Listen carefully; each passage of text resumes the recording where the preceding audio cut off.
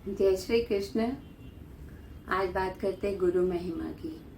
गुरु वो शक्ति है जो आपको आपके जीवन में बड़े से बड़े कष्ट से निकाल लेता है, तार देता है, और जो आपकी किस्मत में नहीं होता है वो भी गुरु कृपा से आपको मिल जाता है।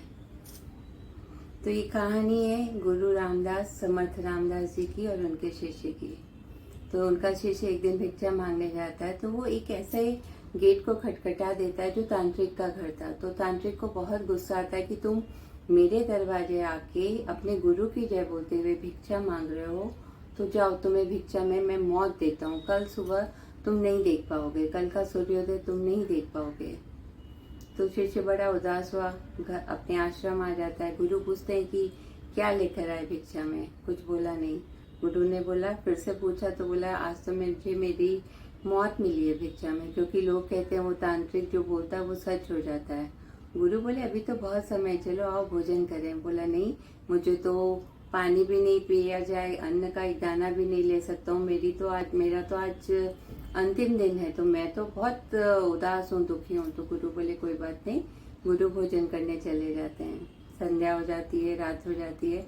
तो गुरु के पास शिष्य जब आता है तो गुरु कहते हैं कि तुम मेरे पैर दबा दो। बोला, हाँ, इससे अच्छा क्या होगा कि आज मेरी अंतिम रात है और गुरु के पैर दबाने का सौभाग्य मिले, तो मेरे लिए इससे बड़ा क्या बात होगी। तो वो पैर दबाने लगता है। जब वो पैर दबाता है तो गुरु कहते हैं कि तुम मेरे पैर दबा रहे हो, तुम्हें कोई भी बुलाए तुम बाहर मत जाना, तुम मेरे पैर ही दबाते रहना, ये मेरा आदेश है। शिष्य बहुत समझदार था, गुरु के आदेश को समझता था। उसने कहा, ठीक है।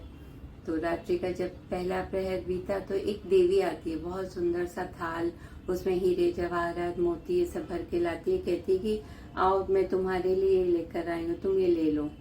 तो कहता है कि ठीक है, आपको मुझे देना है तो आप बाहर रख दीजिए, मैं अभी गुरु की सेवा कर रहा हूँ, मैं बाहर नहीं आ सकता। तो वो देवी चली जाती है, क्योंकि वो तो तांत्रिक के द्वारा भेजी हुई एक नारी थी। तो तांत्रिक ने दूसरी बार एक ऐसी नारी को भेजा जो उस शिष्य की माँ का रूप धारण करके आती है, और शिष्य से कहती कि आओ बेटा, मुझे तुमसे मिलना है, तुम्हें गले लगाना है। शिष्य भी सोचता है आज तो माँ से मिल लेना चाहिए, माँ को गले लगा लूं, लेकिन वो जानता है गुरु का आदेश है। तो उसने कहा, माँ मैं नहीं आ सकता, तुम अंदर आ जाओ। वो तो माँ तो कैसे अंदर आती, वो तो खुद तांत्रिक के द्वारा भेजी गई हुई नारी थी। वो भी चली जाती है। तीसरी बार काल के रूप में, काल ही आता है एक राक्षस के रूप में, और गर्जना करते हुए डराते हुए उसे कहता है कि मैं काल हूँ, मैं महाकाल हूँ, मैं तुम्हें लेने आया हूँ। तो बोला, आप काल हो, महाकाल हो, जो भी हो, आपको अगर मुझे ले जाना है तो आप यहाँ आके ले जाइए मुझे, मैं बाहर नहीं आ सकता, मैं अपने गुरु के पैर दबा रहा हूँ। काल की भी कहाँ इतनी ताकत कि वो गुरु के पास आए और जो गुरु की सेवा कर रहा है उस शिष्य को लेके जाए। तो काल भी चला जाता है और सुबह हो जाती है। थोड़े समय बाद चिड़िया चहचहाने लगती है, तो गुरु उठ जाते हैं और कहते हैं, अरे तुम तो पैर दबा रहे हो मेरे, तुम्हारी तो मृत्यु नहीं आई। गुरु शिष्य कहता है कि भाई सब आपकी कृपा है, आपने मुझे जो कहा था, ऐसे ऐसे रात में एक औरत आई हीरे जवाहरात लेके, एक औरत आई मेरी माँ का रूप धारण करके, एक राक्षस आया काल का रूप धारण करके, लेकिन मैं आपका आदेश मैंने माना और मुझे मेरा जीवन मिल गया।